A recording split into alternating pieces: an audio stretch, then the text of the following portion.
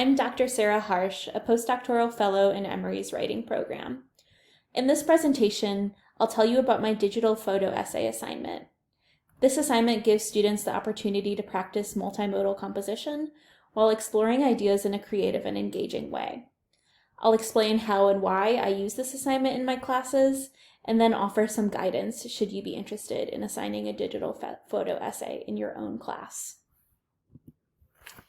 In a digital photo essay, digital images and text work together to tell a story, make an argument, or explore an idea.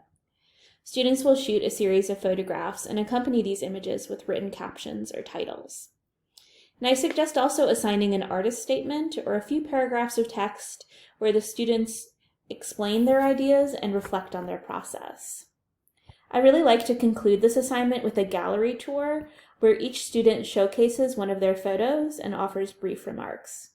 Students really enjoy seeing one another's work, and the presentation is an opportunity to practice oral communication skills.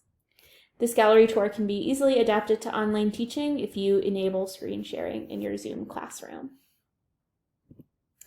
Now, as an instructor, you have some options for how you want students to submit this digital photo essay. And these submission options are tied to different possible audiences for your students' work.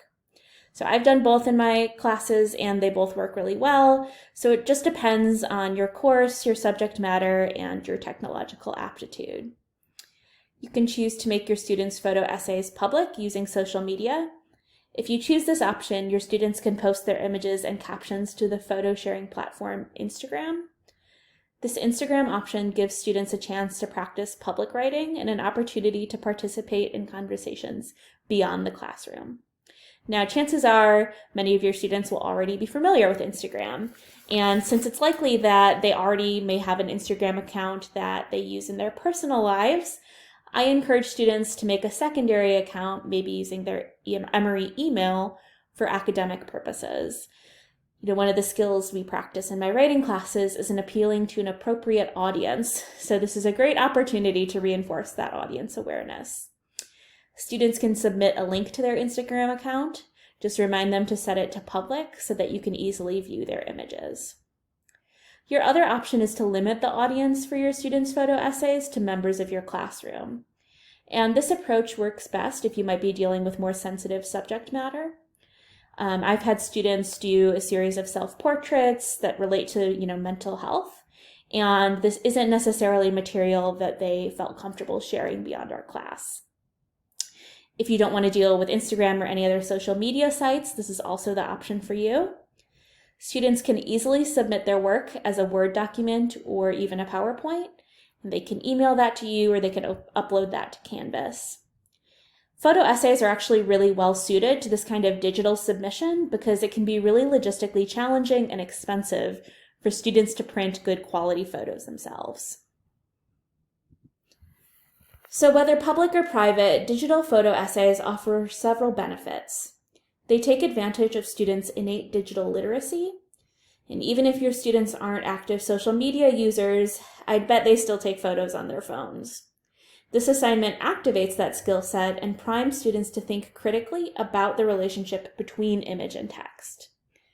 Multimodal compositions like this help prepare students for life after college and get them to engage with a broader audience. Because the photos themselves are such a key component of this essay, this assignment accommodates a wide range of language abilities, and I've had great success assigning digital photo essays to English language learners. The assignment is also great for visual learners and gives all students an opportunity to be creative. Last but certainly not least, students have reported that they really enjoyed this assignment and also that it facilitated their learning on our course themes. Some courses and course topics are a natural fit for digital photo essays. Any course with some kind of place or space-based inquiry would do really well with this assignment. However, I think photo essays are also a great option in literature and language courses. Students can compose a photo essay in response to a text, for example. You might even have them use quotes from the text as captions and then task them with shooting and pairing interpretive images to go along with those quotations from the text. Essentially, you can assign a photo essay to express, any kind of abstract idea that's relevant to your course theme. If you're doing a community engaged course, a photo essay could be a great way for your students to document the semester. And in that case, I'd just make sure that you get the permission of your community partners and participants before your students start taking photos. So I'll share with you an assignment sheet that I used for my course Writing About Travel, and I can include this in the materials below. So as you can see, I chose the public option here and had my students post their photo essays first to Instagram and then to the websites they were designing as part of our course. I went with quite a general topic here. Their photo essays just had to be about a place, any place. And I assigned this over a break when I knew that many students would be traveling. But those who stayed on campus did just as well, and I'll show you some examples of each at the end of this presentation. In this assignment sheet, I emphasize that the students' images and text need to work together to achieve their purpose. I let the students choose whether their photo essays were going to be narrative and tell a story, or persuasive and make an argument. I encourage them to set up a separate Instagram account and walk them through the steps they need to complete this assignment. I offer some suggestions to get them thinking in a visual mode by prompting them to consider lighting, framing, angles, filters, and so on when shooting and editing their photos. For this assignment, students needed captions for each photo, and I didn't put a word count on those captions, but that's definitely something you can consider. I had them use a hashtag for our class and then also create a hashtag unique to their project that expressed the kind of central message of their photo essay. So our class hashtag made it easy for me to view all the students' submissions with one click, and it also created a kind of digital community for our classroom. The students' custom hashtag prompted them to condense their ideas into a short, clever phrase. On this assignment sheet, I also explained to students what's required in their artist statement. This is where I want them to clarify their ideas and articulate their process. I also assigned a written reflection with this photo essay, and this reflection gives students an opportunity to self-assess their own work. If you do a gallery tour with presentations, students can draw from both their artist statement and their reflection in a kind of artist talk as they share one of their photos. I've developed several resources to guide and support students through this assignment. So students often complete this assignment using just their smartphone, but if they feel limited by their own technology, they can rent high-quality cameras from the Woodruff Library. Once they have their equipment sorted out, it's time for them to begin drafting, and I'll share a brainstorming handout that I use to get students warmed up to the idea of a photo essay. An important part of the students' drafting process is coming up with a shot list of must-have images that are central to their message. You can devote class time or asynchronous work time to students editing their images in a photo lab, and you can also have students workshop one another's photo essays at any stage of the composition process. I'll include some workshop materials with this presentation, along with a questionnaire you can use to help guide students through a gallery tour and reflect on their projects. So I'll conclude by sharing with you some of the great work that my students have done on this assignment. So Sterling took captivating photos of an abandoned mental hospital in Washington, D.C.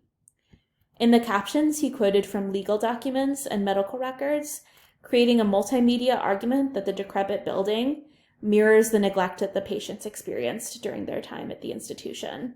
And his project has comments from Instagram users around the world. You can see he used a certain filter to create visual cohesion and kind of an antiquated, eerie feel.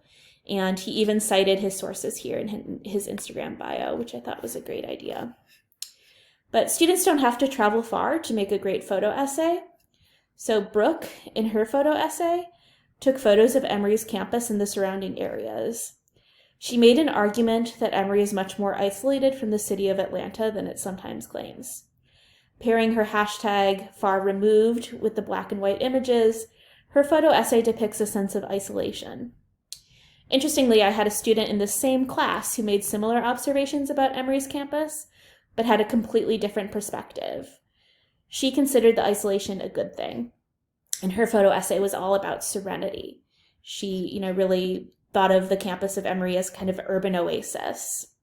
So this contrast made for some really rich discussion during our gallery tour, and it also really encapsulates some of my favorite things about this assignment. Your students get to see the world through one another's eyes. So I hope this presentation has encouraged you to consider assigning a digital photo essay in your own courses. Please feel free to reach out with any questions. If you do assign something similar, I'd love to see the results. Thanks for listening.